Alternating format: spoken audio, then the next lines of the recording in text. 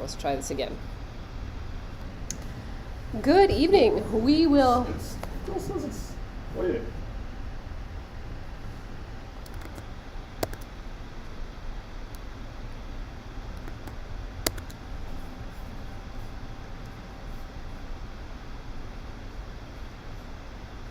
Oh, maybe I have to click go live here too. Probably. Oh, like on your presentation? Not doing anything Still- yet? Still waiting, but Can you refresh? restart. Oh, now it's there. We are. Okay. So we're just going to do some testing of the audio. You want to go out and make sure you can hear. We will start at 7 o'clock, so it's a bit early yet. We're just making sure that the audio is clear, that the video is clear, that the streaming software is working. We haven't done it really here in the foyer before, so this is a bit new to us, a new setup. We want to make sure that you can hear and it's working. Yeah. All right, then we'll be back at 7.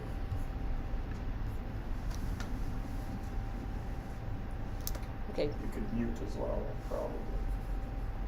I don't think this one has the mic on it in this screen. Right. There's mutes on both of these.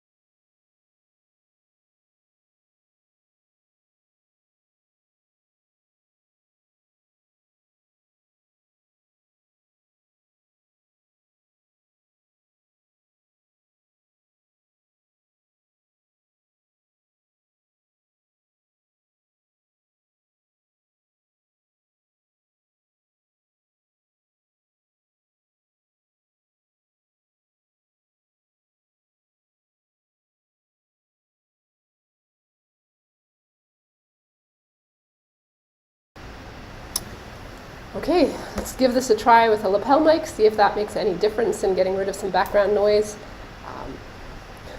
All this testing, sorry about that, everyone.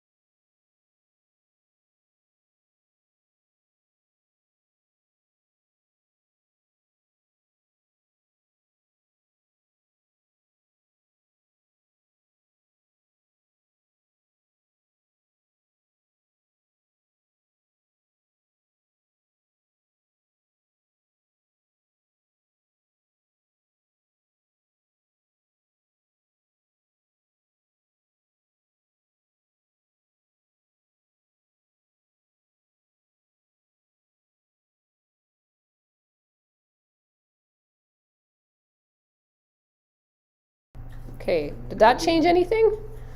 Billion-dollar companies have issues with this. And we're close to that in budget, just not quite. No? Can you hear? No, good thing you said. Okay.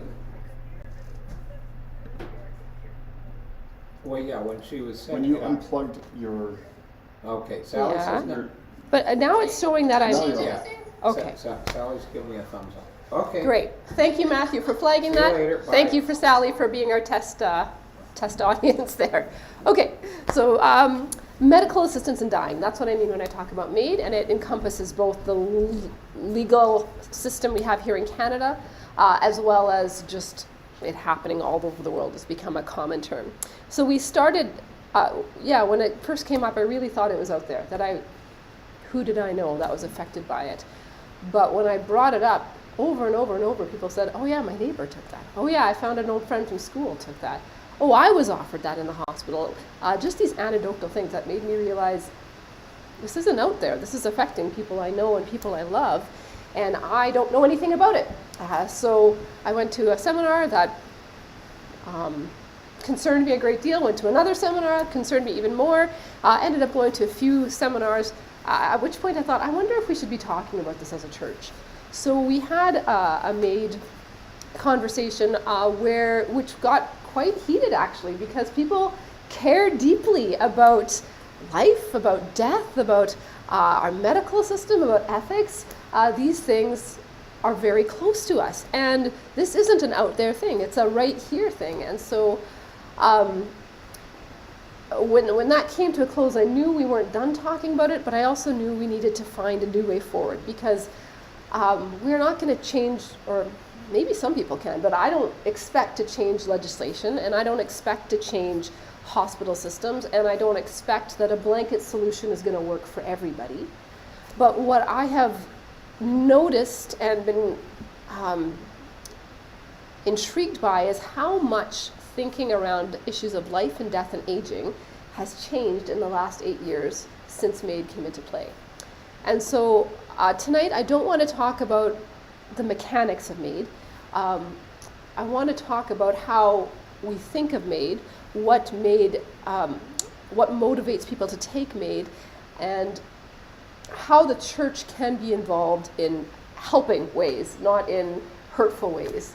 And so that's the direction I want to go, is why are we talking about this as a church? Because I think there's a room for the church to have a response here in Canada, but I want it to be a helpful response and not a combative response. So the format I've taken tonight is we will do, I do have a presentation. One of the challenges that was given last time was where are you finding these stats? Where is this coming from? Is this even true? And so there is a QR code here, or I actually printed a few and I forgot to put them out. But I ended up taking this topic into my studies at seminary, and I wrote a 20-page paper on it with all the footnotes and everything. It was a good excuse to actually research it, a good excuse to have another pair of eyes look at it and say, I think you're off kilter here, or your sources are terrible, you need new sources, or whatever. It was a good excuse to have extra pairs of eyes on it. And so if you want sources, if you're saying, where is this coming from, there's a QR code to the article, or I can give you a paper copy as well. And I've also put on the slides quite frequently, although not always, where the information is coming from. So if you want the presentation, I have that too. And those are available. People online, you can see them too. I think there's links in the description. Because that was one of the challenges, is hearsay is rampant. And there's a lot of fear-mongering and a lot of misinformation.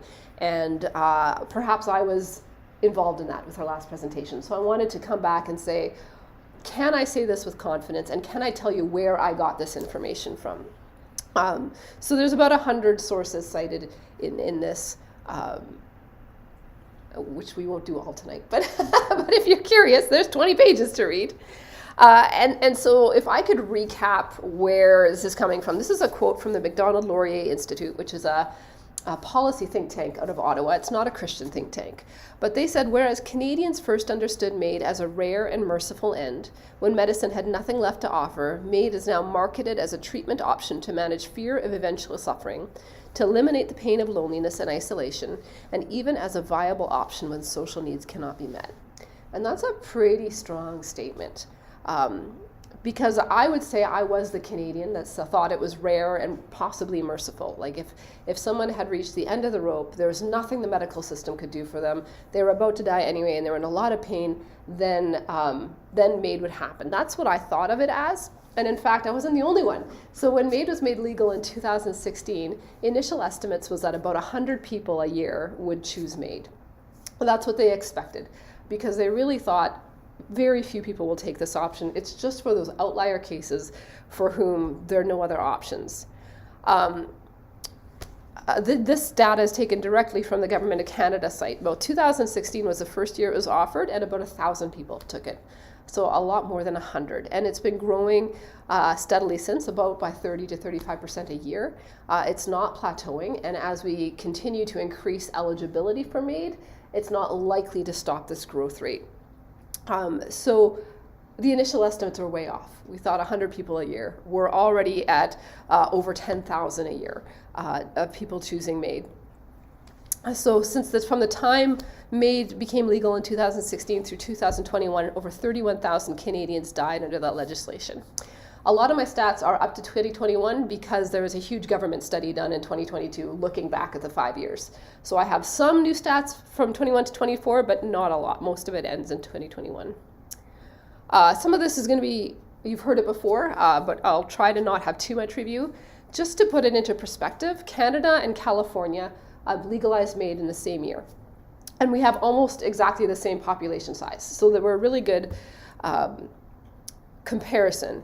But in that time, over 30,000 Canadians took MAiD, and about 3,000 Californians took MAiD. One of the interesting things out of the last MAiD session we did is I had a few people who were too shy to speak up there but had thoughts email me after, and one of the comments that I thought was really insightful is they had said, you know, if it was the inverse, that would make sense, because California does not have public health care. So if you told me that Californians can't access pain medication, they can't access palliative care, it's too expensive to keep them alive, it would make sense to me that they were choosing MAiD. But the fact that Canada, where we have palliative care, where we have free health, well, somewhat free health care, where we have all of these things, and we're the ones with over a 10 times rate, that's really odd. That doesn't make a lot of sense. They're living in California. Of course it makes sense. Dawn says get out of California because everyone loves Winnipeg winters. Yeah. Globally, there's not actually a lot of countries where this is legal. I think there's only about 8 in the world. So as of 2022, Quebec has the highest percentage rate of deaths by MAiD at 5.1%. The Netherlands, which is pretty much the most liberal place to live if you want to access MAiD.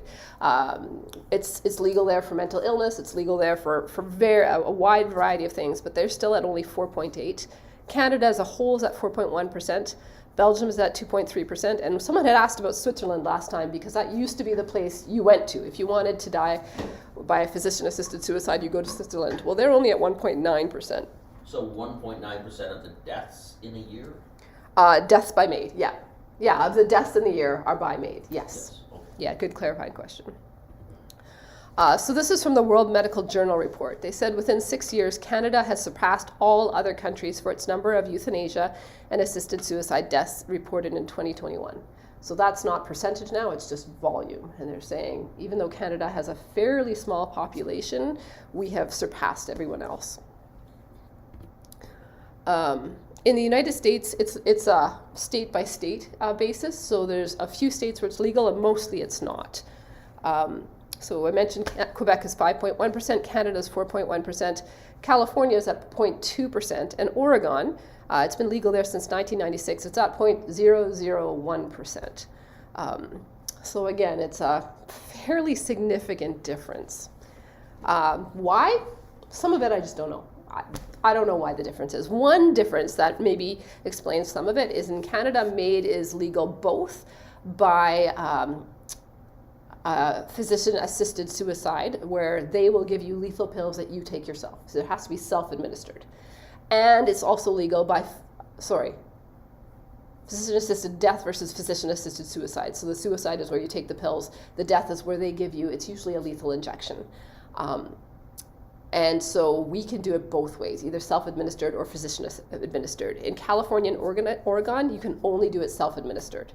And just to see why that would matter, we don't count these very often, but in Ontario they did. So in the first 4 years, in MAiD in Ontario, over 12,000 MAiD deaths were reported, but only 2 were self-administered. So whether that's a stigma thing, whether it's a I'd rather not do it myself thing, whether it has nothing to do with what the difference is, I'm not sure. But it is interesting that when it's, would you take the pills yourself, people in Canada are largely saying, no, I want the lethal injection. And places where that lethal injection is not available have much lower MAiD deaths. Another huge difference is what we consider irremediable conditions or intolerable suffering. So when MAiD was first introduced, you had to be terminally ill. You had to be expected to die within 6 months. In 2018, they changed that and they said, no, intolerable suffering is a reason to choose MAiD. Death doesn't have to be imminent. So in Belgium and the Netherlands, how do they determine that? Well, you have to have a doctor who specializes in it. So if I'm dying of lung cancer, I need a lung cancer doctor to say, there's nothing else you can do. Yes, I'll sign off on MAiD. But they'll ask, have you tried chemotherapy? Have you tried radiation? Have you tried holistic? Have you tried, here are the treatment options, have you tried them? And you have to be able to say, I've tried everything. So you can't refuse a viable treatment. Now you can say, you know what, I've done that before, I don't want to do it again. That's a different thing, but you can't refuse treatment. Whereas in Canada, the patient decides if their pain is intolerable or if their condition's irremediable.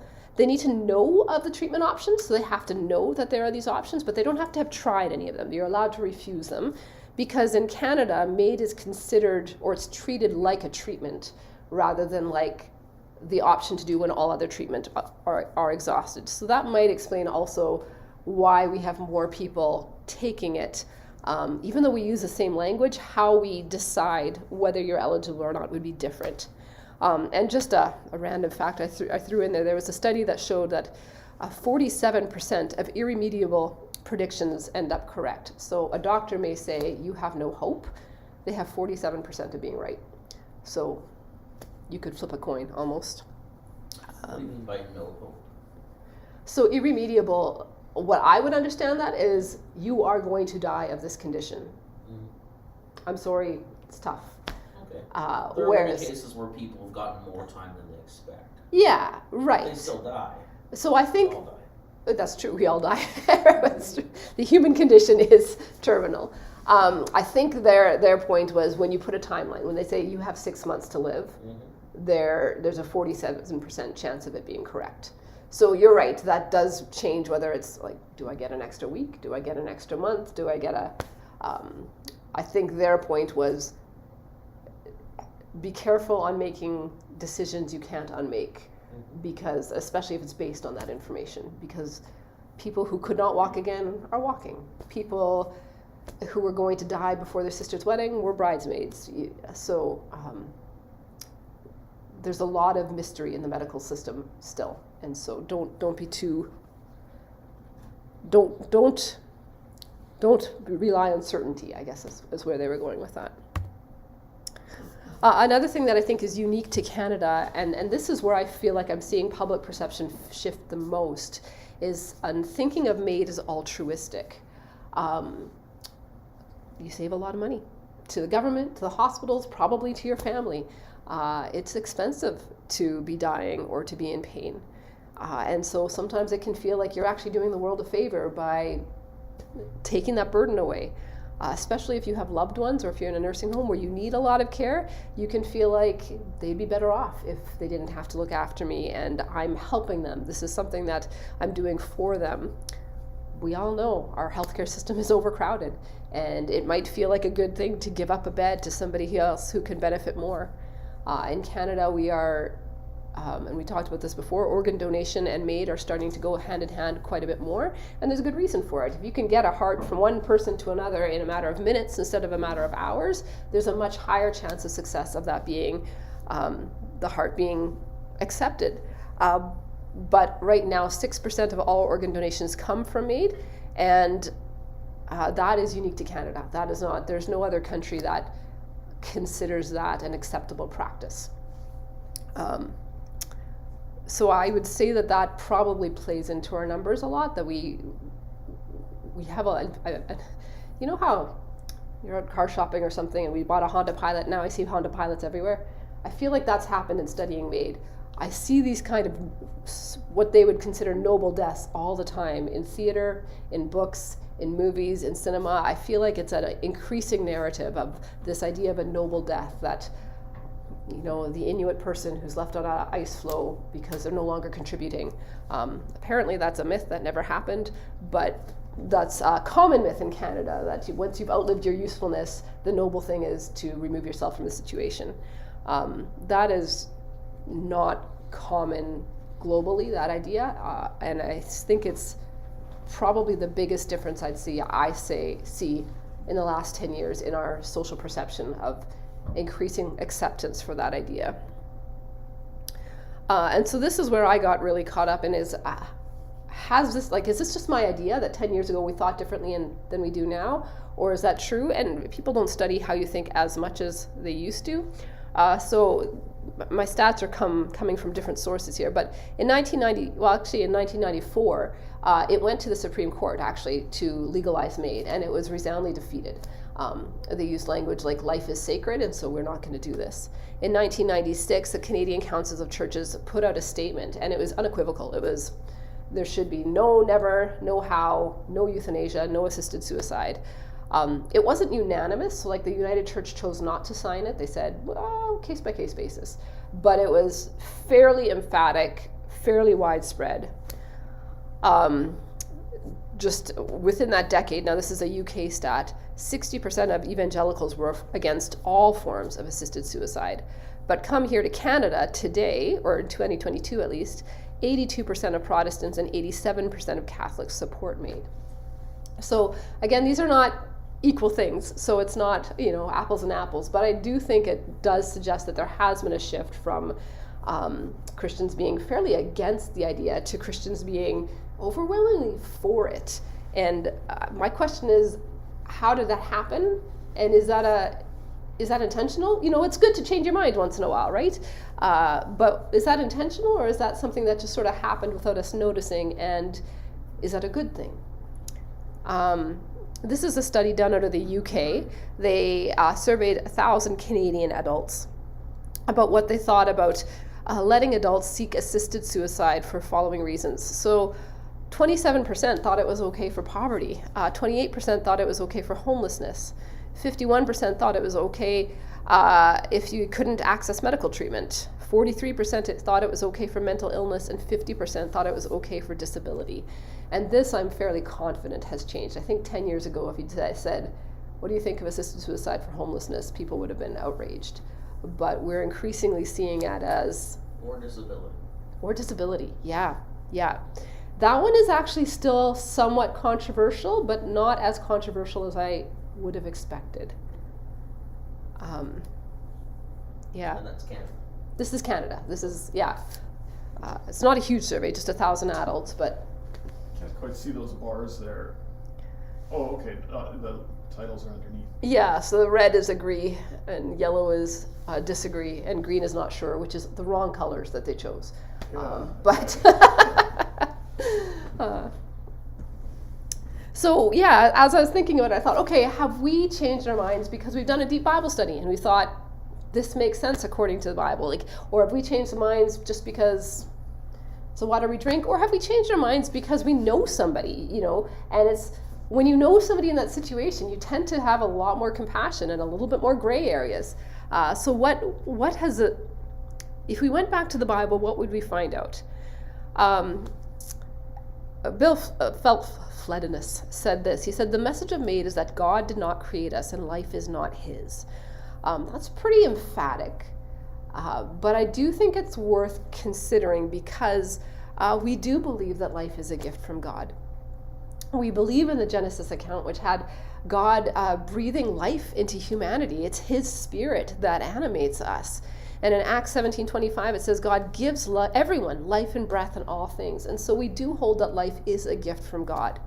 I know this sounds so inflammatory here, Exodus saying do not commit murder, because MAiD and murder, we don't like those in the same sentence. But it was a change to the homicide code in Canada that made room for MAiD. So they have a loophole in our homicide code that allows for nurse practitioners and doctors to administer MAiD in certain circumstances. So I know it sounds inflammatory, but it's also how our legal system works. So there is something to that idea of taking someone else's life should never be taken lightly. So I was looking specifically for Christians who were supporting MAiD and had biblical reason for it. And I did find one who said, yes, death with dignity is in the Bible. And they used this passage from Judges 9:52-55. So it says, Abimelech went into the tower and stormed it. But as he approached the entrance to the tower to set it on fire, a woman dropped an upper millstone on his head and cracked his skull. Hurriedly, he called to his armor-bearer, draw your sword and kill me, so they can't say a woman killed him. So a servant ran him through and he died. So the issue is he didn't want the legacy of being killed by a woman. It would be very shameful. And so they gave him death with dignity, and he could say he died by the sword as well. That sounds like it might be proof that it's in the Bible, except that the Bible doesn't give him that dignity.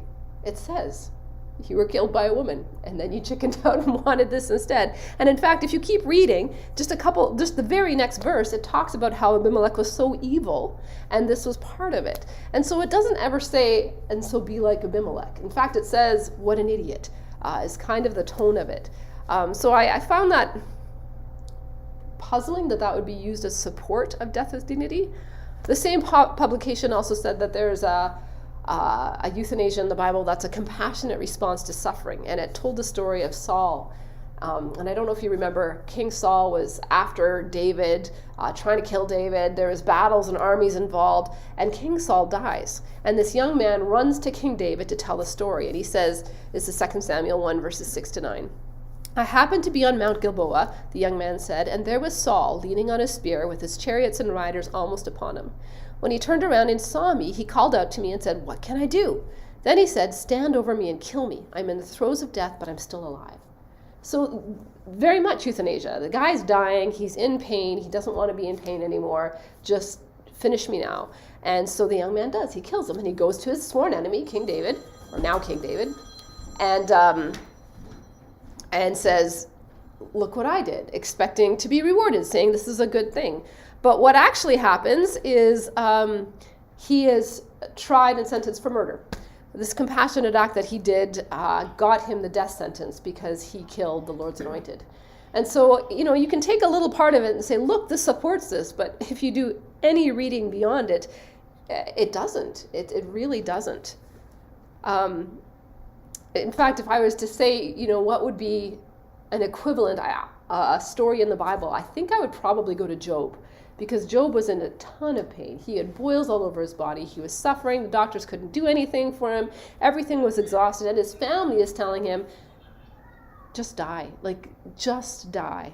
And so his wife said, are you still maintaining your integrity? Curse God and die. That's their message, because he was in so much pain. And you get the impression that this was the compassionate response to him, because there was no other solution. But his response is, you're talking like a foolish woman. Should we accept good from God and not trouble? In this, Job did not sin in what he said. And so I find it really interesting that even when that was on a table, he felt like that would be an offense against God. And he is, out of these three examples, he's the one that's praised for how he responds, which nobody wants. We don't want the sentence of suffering, because Job continued to suffer. This is only Job chapter 2, and he's got a whole other 40 chapters yet. So it's not like a happy ending story yet, but if we're looking for examples in the Bible that would relate to MAiD, I think Job might be a better one. But I think what I hear most, and what I think most, to be honest, is that whole rare and merciful. But what if it's merciful? What about compassion? Bible tells us, be kind and compassionate to one another. And how can you look at somebody who's in pain and suffering and say, suck it up? How can you do that? And this is, so Dying with Dignity Canada is the foremost advocacy for MAiD in Canada. And they are actually struggling a bit because one of the reasons people have resistance to MAiD is for religious reasons. And so they've started a series of articles by Christians who support Dying with Dignity to help change that stigma. And so this one article said, if someone was to ask me to describe what Christianity is without mentioning Jesus, my answer is compassion. And so to her, that's her biblical basis for promoting MAiD. But I'm wondering if we're talking about the same thing. So this is a writer wrote this. He said, an ancient compassion had included the readiness to simply be present with a sufferer, the readiness to suffer with another. The modern compassion, in contrast, is formed not to share suffering, but to put a stop to it by means of technology. Now, I feel like this needs caveats. I'm all for technology that helps deal with suffering. Take your Advils, don't become masochists. But he does have a point that compassion literally means to suffer with, come with, and passion suffer. And there is something to be said about the Bible's vision of compassion being to journey alongside with somebody. It doesn't often mean putting an end to what they're going through as much as being there with them in the midst of it. The Hippocratic Oath, it's kind of mostly famous in movies. It's an oath that the Greeks had for all physicians, and the famous part is to do no harm. But also in the Hippocratic Oath is, I will give no deadly medicine to anyone if asked, nor suggest any such counsel. So this goes back to the time of the Greeks, where already then this was an issue, and the physicians as a whole said, we can't do that, not as doctors. Now, I don't think the Hippocratic Oath has ever been legal in Canada. It was maybe inspired being part of the courses at one point, but it's not even included these days in doctor training. So I don't want to suggest that, this is a legal basis, but I do think this is not a new conversation and it's not a new debate. And even going back to non-Christian, back in the Greek times, they said, no, like there is a boundary to our compassion. There's a boundary to how far we'll go, and this is it. But that means, what do you do with suffering? What do you do with pain? Because we don't want to just look at somebody we love going through so much pain and shrug it off and say, well, chin up, be like Job. That feels really unhelpful and not compassionate at all. Will Willimon, he was a United Methodist bishop. He said, Jesus' way of suffering service offers us Christians the opportunity to make sense of our suffering and even to see our pain as an expression of our discipleship, and thereby to make a witness to the world which thinks that all suffering is without meaning. And I had a conversation with somebody today, and it wasn't about MAiD at all, but it was their story of coming through some really painful times. And they said, if you had asked me in that time, do you think it'll ever get better? I would have said, no, not a chance. Like, every day is going to be as painful as the day before. There is no hope that nothing will ever change. And she said, but if I could tell people anything now, it would be that things can change and there is hope. And I feel like her story was a very specific situation, and not everybody has that kind of hope. But I do think that many of us have that kind of testimony where we've been in places where we thought there would be no end to the pain, and we found ourselves on the other side of it. Sometimes it's medical-induced pain, sometimes it's mental pain, sometimes it's situational pain, but that often those stories of suffering become part of our testimony. So we live in a world where all suffering is considered to be avoided, but I think as Christians, recognizing that our suffering can be part of our witness and part of our testimony is important. It doesn't help, again, when you're looking at a loved one who's suffering, but it maybe helps in our own suffering. Pope John Paul II, he wrote a lot about euthanasia and this, because this is the 90s when this was very much in conversation. So this is a fairly long quote, but essentially what he's saying is we've lost a sense of horror when it comes to respect to life, and I think he's got a point with that. Talks about the sick being tempted to despair And that makes loved ones feel responsible by a misguided compassion to consider the solution of an easy death as reasonable. So he talks a little bit about what's the difference between an easy death that he would say is not allowable versus other things. So one thing to be clear on is MAiD is not like pulling the plug. So taking someone off life support is not MAiD. Maybe an easy way to think of it is, are you allowing someone to die or are you causing their death? So if I were to pull the plug on somebody who can't breathe, they would die because they can't breathe, not because I killed them. Whereas if someone is dying of lung cancer and I give them a lethal injection, they're dying of the lethal injection. They're not dying of lung cancer. And so that's what the Pope is saying. He's saying that makes a difference. So you don't have to try to keep people alive as long as possible. That's not the goal. Sometimes it's okay to say, you know what, I'm not going to take dialysis. I'm going to let my kidneys fail. I'm not going to take the chemotherapy. This cancer will get me. That is not MAiD. That is recognizing that death comes to us all. MAiD would be lethal injection or lethal dose of pills that is intentionally causing a death. But having said that, so many of, at least my perceptions of MAiD was looking at a person in a great deal of pain and doing nothing. And one thing I've been finding as I look into MAiD is that that is not the case. So this is a graph that comes straight from the Government of Canada, their 4th annual report on medical assistance in dying, on why people chose MAiD. So loss of ability to engage in meaningful life activities is number 1. Then loss of ability to perform activities of daily living is number 2. Inadequate pain control or concern is number 3. And then loss of dignity, inadequate control of symptoms other than pain or concern, perceived burden on family, friends, or caregivers, loss of bodily functions, and isolation or loneliness. So one thing that really caught my attention is that little or concern, inadequate pain control or concern. And I heard one presenter, she was a palliative care professor out at UBC, say that pain didn't even rank in here. And I thought, she could be right, because it does have this or concern. It doesn't say that pain control is the issue. It just lumps them both together. But she could be wrong. Like, how is she finding that out? So I had to go digging a little and see if I could find elsewhere places that it talked about why people chose MAiD.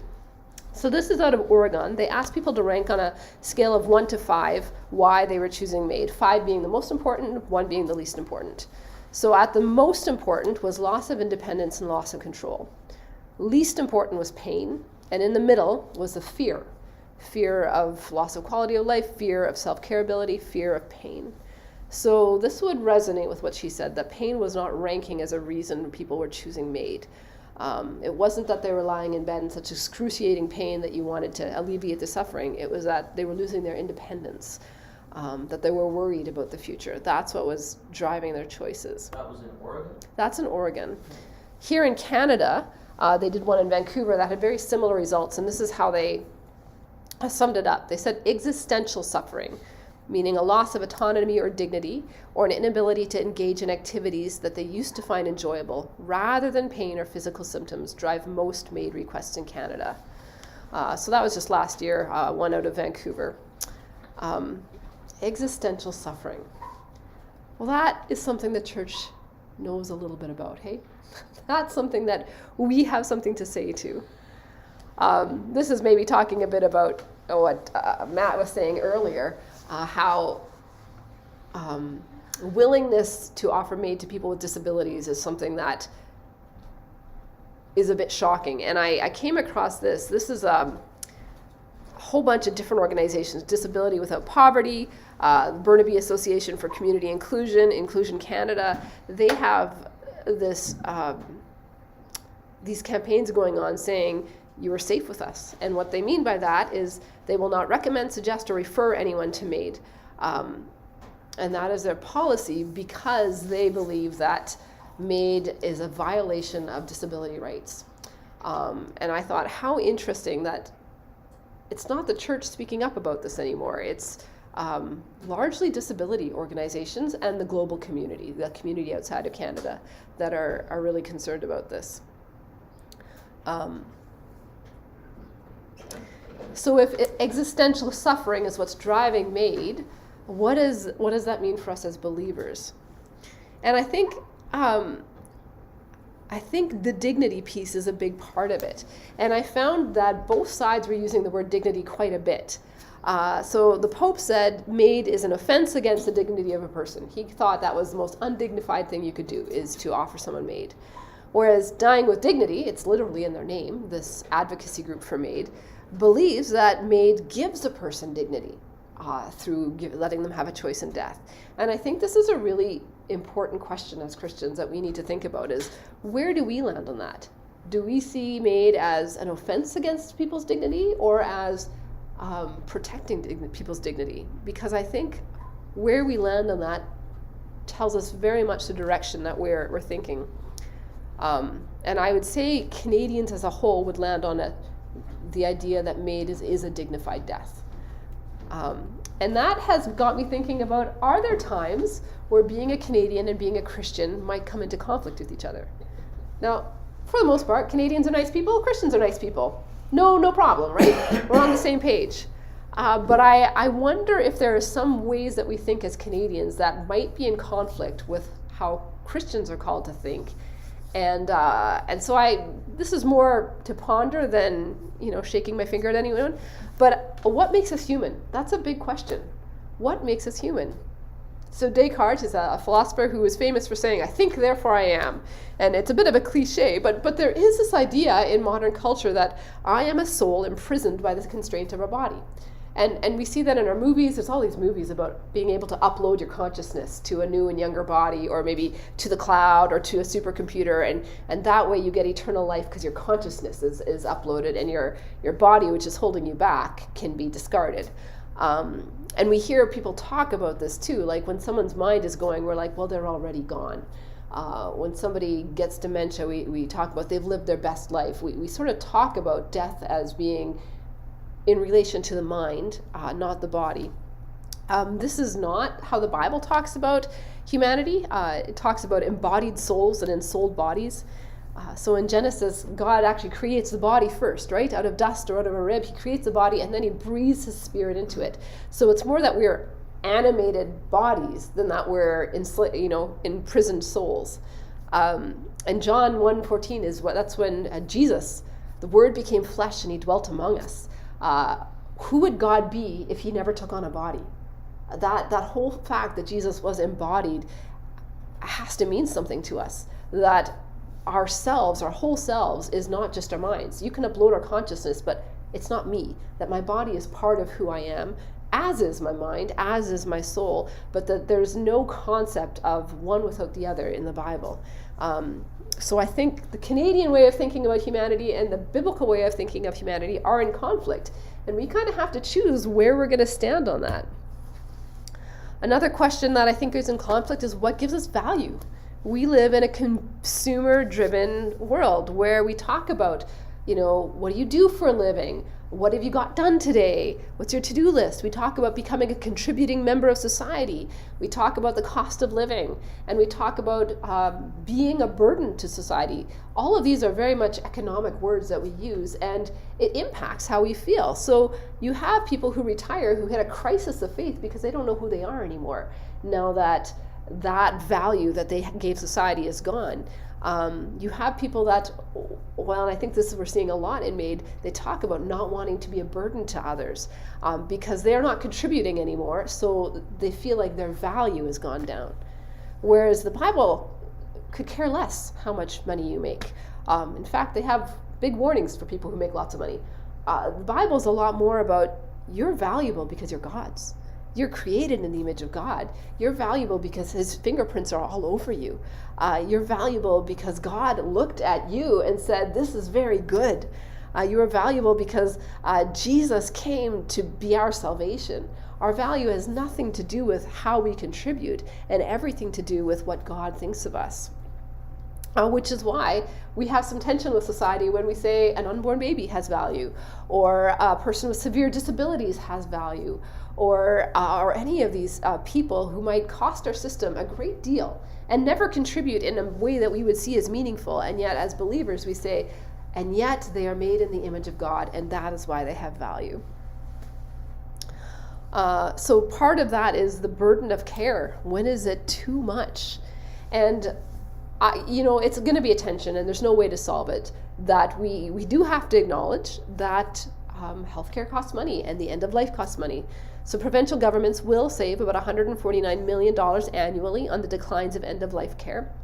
And the healthcare cost of an individual in their last year of life, just that last year, represents 10 to 20% of total healthcare costs, reflecting 1% or less of the population at any given time. And so, our government is well aware that we never want to put a price on human life, and that it's a bit dangerous to even put these values out there when talking about MAiD. And so I don't want to accuse them of being totally economically driven, but I also think we'd be naive not to recognize that this does impact our decision making. The Bible, again, talks about it very differently. I loved Willimon's words on this. He said, being a burden is what it means to be in a family. It's part of the price we pay for loving and being loved. Let me say that one again because I think it matters. Being a burden is what it means to be in a family. It's part of the price we pay for loving and being loved.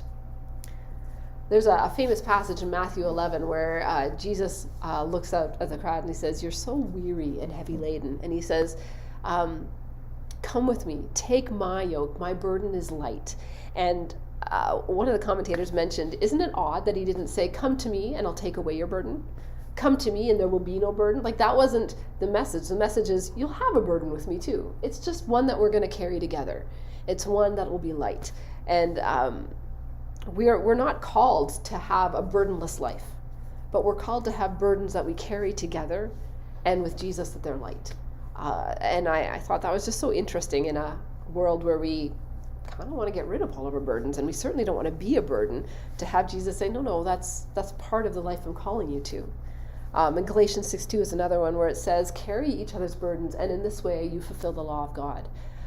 So there is a sense of doing this together, and sometimes we're the burden, and sometimes we're carrying burdens, and part of that is just what it means to love each other and be in relationship.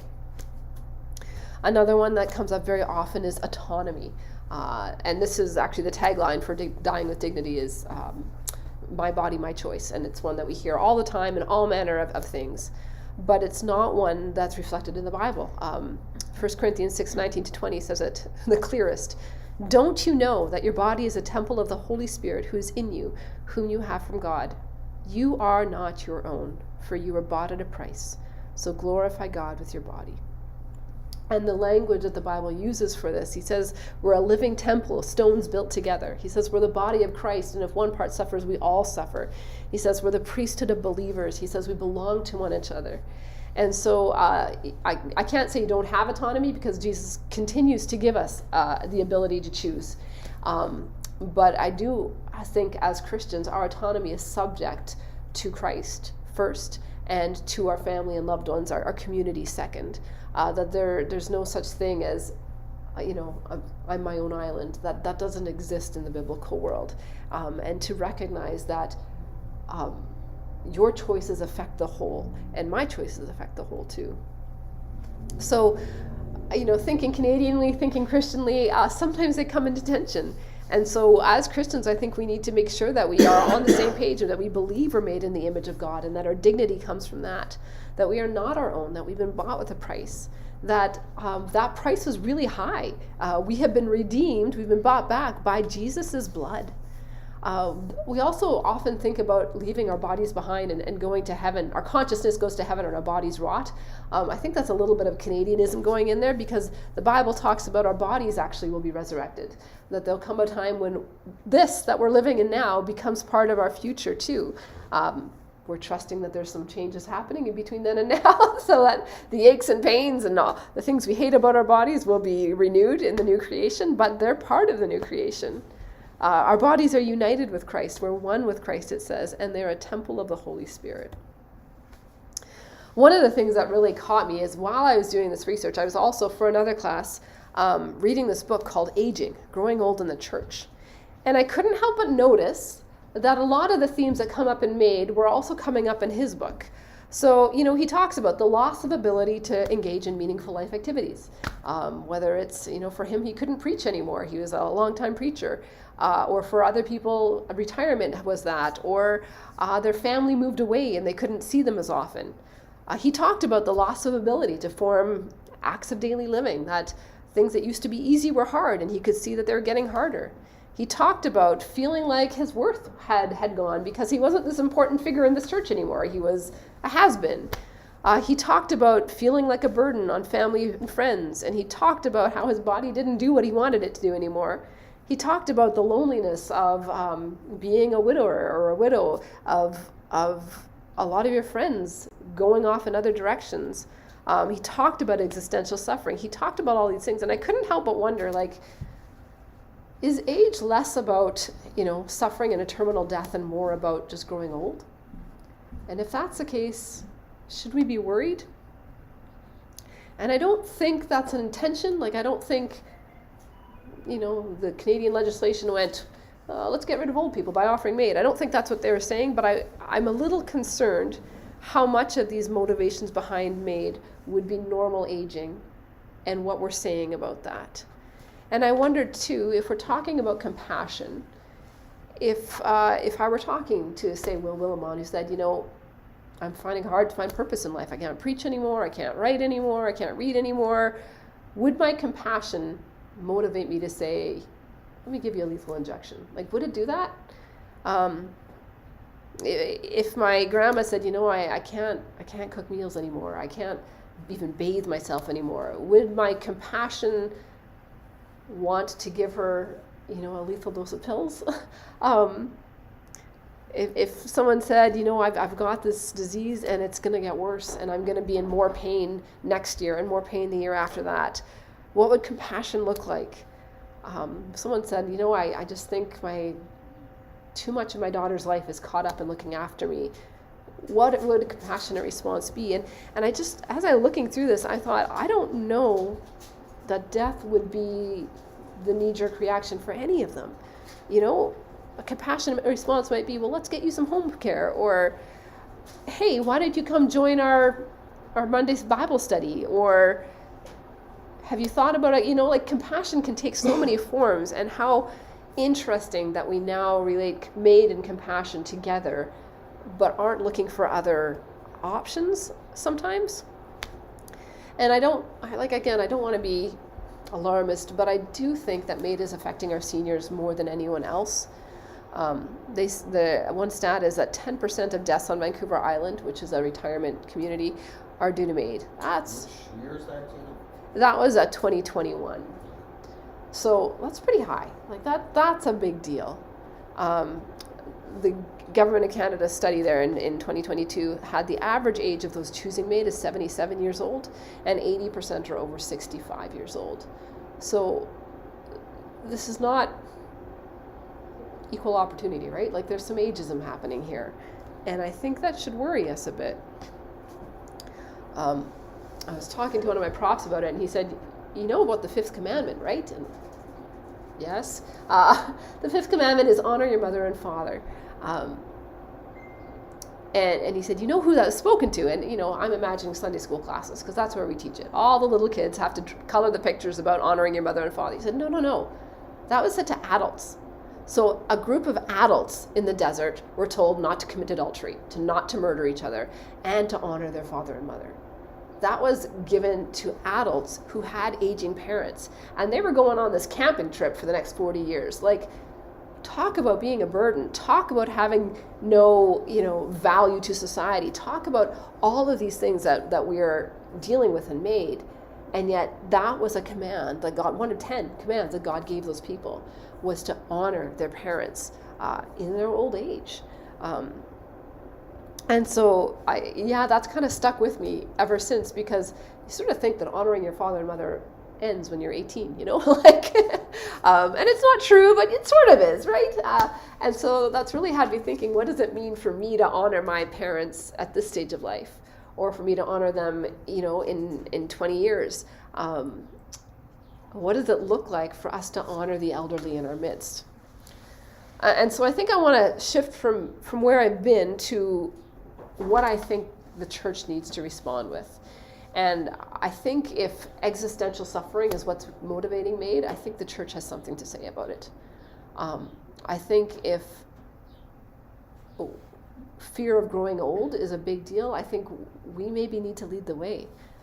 So I've been thinking about what our churches offer for seniors, what our churches have to say about it. And it's not easy and it's not a lot. Like you look at youth group resources, millions. You can go to, a seminar every week on how to reach today's youth. You could read a book every day and not run out. When it's talking to seniors, in fact, one person said, often the only person who talks to somebody about aging at all is the financial advisor when you're retiring. That's about it. No one else wants to talk about it. And so I was thinking, what does our church offer? Well, one thing is Advisors with a Purpose. It's a new thing that CBWC has partnered with for financial discipleship. And it's not just for aging, but they do help you do wills. They do help you with financial planning. And it's all free. And they don't sell anything because they're a nonprofit. So as a member of a CBWC church, we all have access to this. And they run webinars. They usually have a couple every month. I know there's one just on helping women make wills coming up.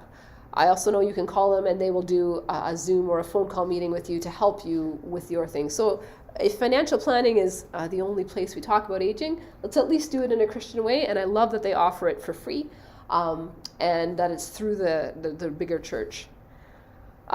This is our Right Now Media. And so I don't know if you recognize that one there. We just ran a small group with it.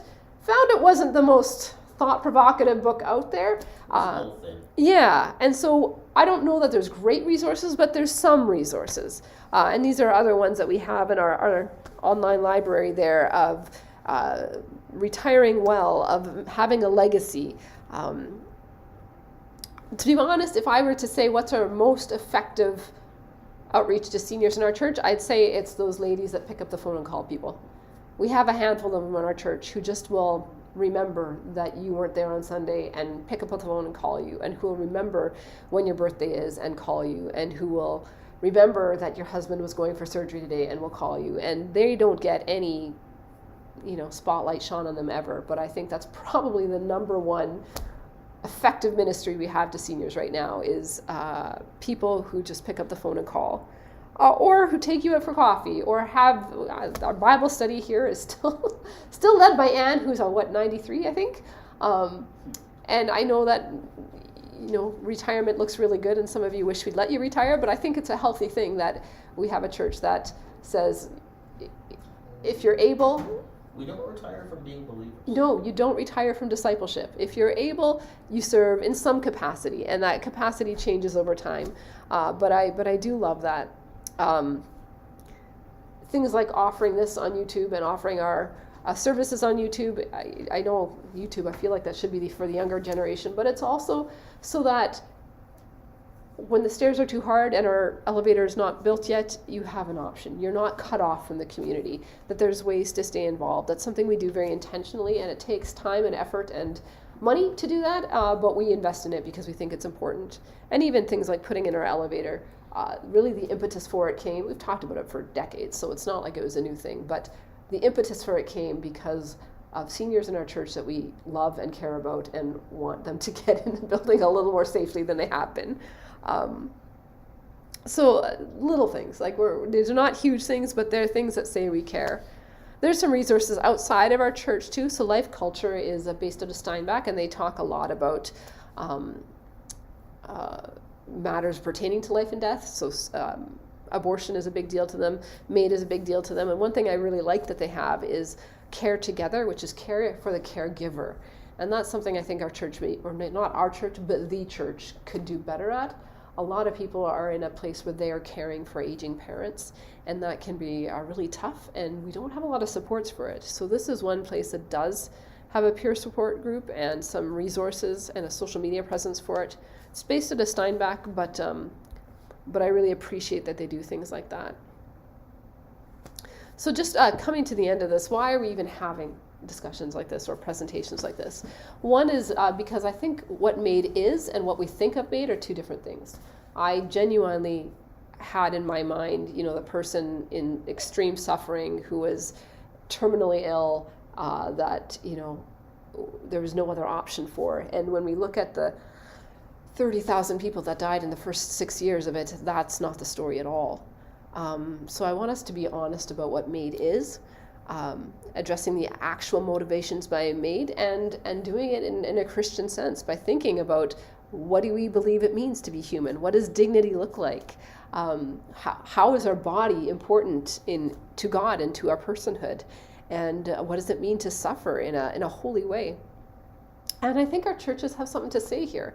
I think, like it said, 17% were dying because of loneliness. And I thought, my goodness, if the only thing we did was try to address that, like, if all we did, could we just all agree, no matter what you think of MAiD, that loneliness is not a good reason to die? Like, I don't know if there's a way to do that, but like, could we just say to hospitals, give us phone numbers, we'll get on the phone. Give us shut-in names, we'll get people knocking on doors. Like, I don't know how to connect the two, but I do know that if somebody in our congregation chose MAiD because of that, that would just be the worst feeling in the world. And I think the church has a lot to offer with that. Loss of purpose too. We have a lot to say about our purpose in Christ. And like you say, it's not something that you retire from. Our discipleship doesn't end. And so I think we have to get better about talking about aging well and about dying well. So John Wesley, he's the founder of Methodism, and this is in the 1800s, and he was asked, why are your churches growing so quickly? And he said, because our people know how to die well. And that's really stuck with me, because what an odd reason to grow. Like, not because of their great youth program, not because of their amazing singing, not because of all the money that they were funneling into it, because people looked at them when they were on their deathbed and said, you have something I don't. Did he unpack that at all? No. Because I don't get that. No, he didn't. So that's something to look into, my next research project. But I know what I think. Like, when you watch someone die, it stays with you, doesn't it? Like, you talk about MAiD and people bring up stories from 50 years ago as if it was yesterday. And I think of people who died with hope and people who died without hope, and man, there is a difference.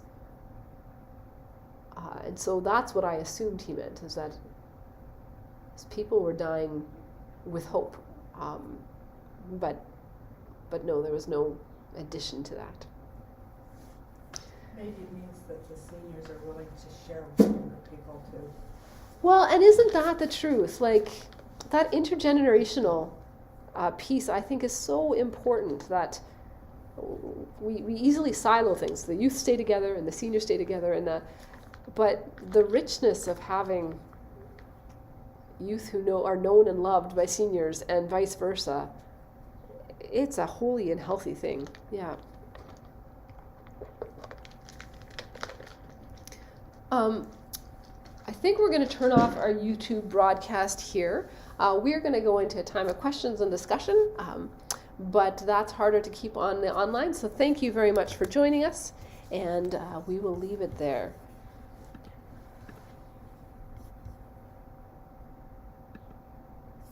Okay. Stream will stop immediately and I'll no longer be live. That's just fine.